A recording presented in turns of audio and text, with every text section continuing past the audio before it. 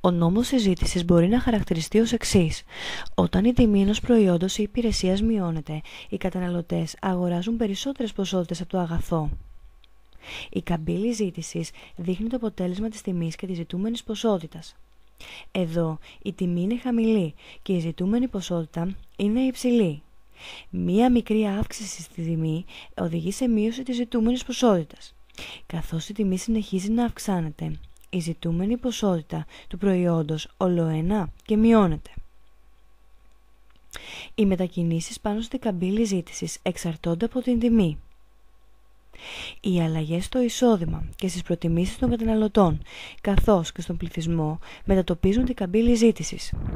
Συγκεκριμένα, εάν το εισόδημα των καταναλωτών για κανονικά αγαθά αυξηθεί ή οι προτιμήσεις των καταναλωτών αυξηθούν ή ακόμα ο πληθυσμός αυξηθεί, τότε η καμπύλη ζήτησης μετατοπίζεται προς τα δεξιά. Αντιθέτως, όταν η ζήτηση μειώνεται, η καμπύλη μετατοπίζεται προς τα αριστερά.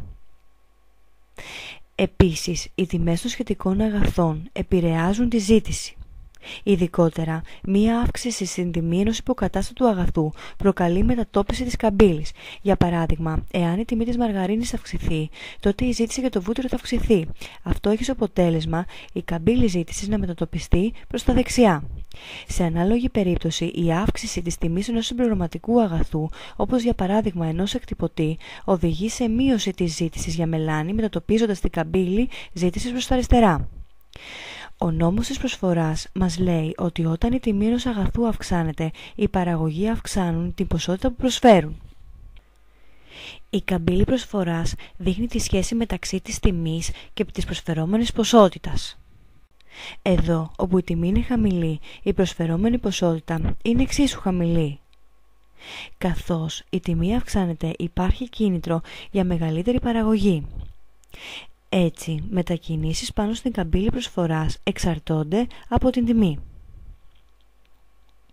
Όταν το κόστος των εισρωών μειώνεται, η τεχνολογία που σχετίζεται με την παραγωγή και ο αριθμός των επιχειρήσεων αυξάνεται, τότε η καμπύλη προσφοράς μετατοπίζεται προς τα δεξιά.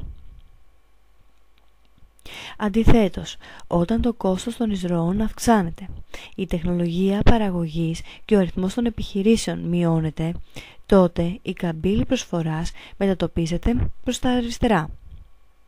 Όταν η τιμή στην αγορά είναι πολύ χαμηλή, η ζητούμενη ποσότητα είναι πολύ μεγαλύτερη από την προσφερόμενη. Στην περίπτωση αυτή υπάρχει έλλειμμα στο αγαθό.